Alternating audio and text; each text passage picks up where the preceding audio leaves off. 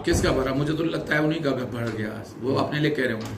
CBI जांच की मांग कर रहे हैं तो करे ना अपनी जाए, सूर्यधार की कर ले अपनी जांच, करा लेना। फिर तो अब देखो, मैं कहूँगा बहुत बड़ी बात हो जाएगी। फिर तो उनके जो सलाहकार हैं उनके खातों में किसके क्या पैसा है, फिर अपनी जांच करा लेंगे। पूरी जिंदगी भर तुमने जो है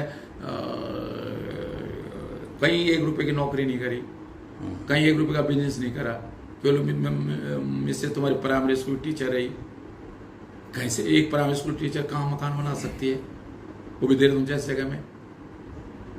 तो जांच कराए तो पहले खुद की कराए ना, अपने पूरे 4 साल के मुख्यमंत्रित्व काल की जांच करा लें।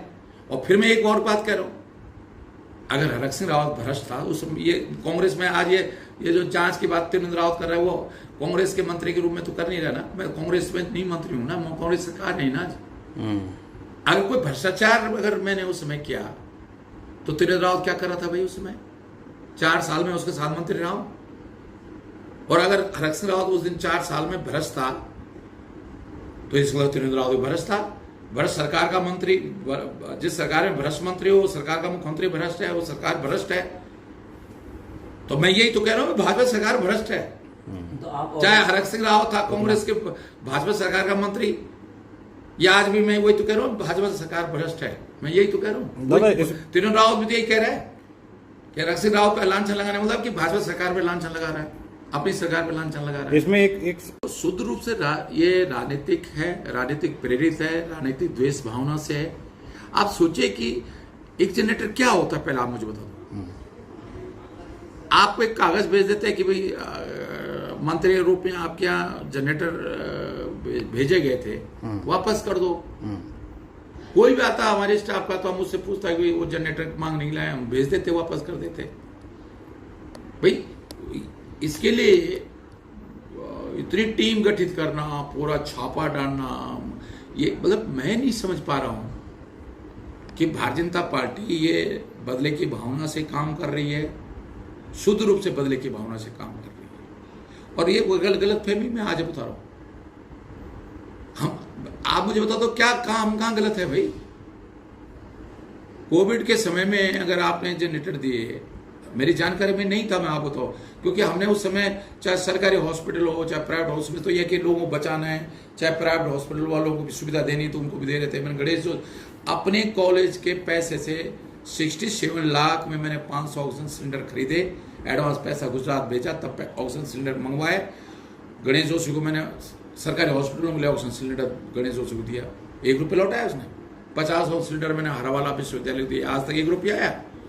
50 ऑक्सीजन सिलेंडर मैंने इसी कालाघाट डिवीजन को दिया ऑक्सीजन सिलेंडर, जो वन विभाग के लोगों के लिए जो है कोविड सेंटर बनाया गया था, उसके लिए 50 ऑक्सीजन सिलेंडर दिए।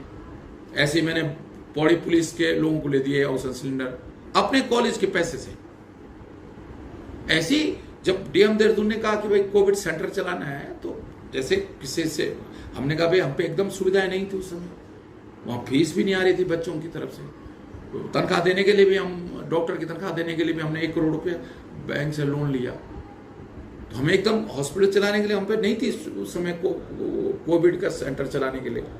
तो जैसे हमने सबसे कहा कि भाई कोई वेंटिलेटर दो, तो हीरो होंडा वालों ने किसी ने वेंटिलेटर दे दिए, किसी ने एम्बुलेंस दे दी, मंगला जी ने एम्बुलेंस दे दी, किसी ने कुछ कर दिया। तो मैंने सोचा ये जनरेटर भी वैसी, इन्होंने जनरेटर भी जो है उसमें दिए होंगे, चैरिटी में दिए होंगे। उधर जब मैं 2022 में मुझे एनओसी लेना था कि अगर मानव पार्टी मुझे चुनाव लड़ने के लिए कहती है, तब मेरे पीएस ने मुझे बताया कि सर वो भी कालाघाट डिवीजन के एनओसी इसलिए लेने की जरूरत पड़ रही थी हमको, क्योंकि वो कोटद्वार जो कैंप कार्यालय है मेरा, वो कालाघाट डिवीजन में था। अच्छा। तो जैसे दिल्ली उत्तराखंड सदन का कोई पैसा था जो मेरे गेस्ट वगैरह ठहरे होंगे, तो मैंने जमा किया। यहाँ राज्य संपत्ति का जो सामान था हमने वो वापस करा। वन विभाग का कोई और सामान था, वन किसी विभाग की गाड़ी थी तो हमने वो वापस करी। वे पद पे नहीं रहे तो हमने इनको भी लिख के भेज दिया था कि आप अपने जनरेटर ले जाओ। इनको पीएस ने वन विभाग को भी लिख दिया था। और थोड़ी देर के लिए अगर हमने नहीं भी लिखा था तो जैसे राज्य संपत्ति आया कि भाई आपको ये सामान हमने दिया है, बहुत सारे विभाग आते हैं कि आपको हमने ये सामान आपके यहाँ लगाया। वन निगम ने गाड़ी दे रखी थी तो वन निगम गाड़ी ले गया, पर्यावरण बोर्ड ने भी गाड़ी दे रखी थी, वो भी गाड़ी ले गए। खुद ही लिख के लाते हो कि भाई अब आप पद पे नहीं रहे और इसलिए ये गाड़ी आपके OSD को या उसको दी गई थी, इसलिए अब वापस की जाए। तो अगर वो जनरेटर बना, केवल अगर जनरेटर भी होता तो इतना तूफान मचाने की जरूरत थोड़ी थी। आप सोचो ना कि कोई चोरी चकारी थोड़ी है।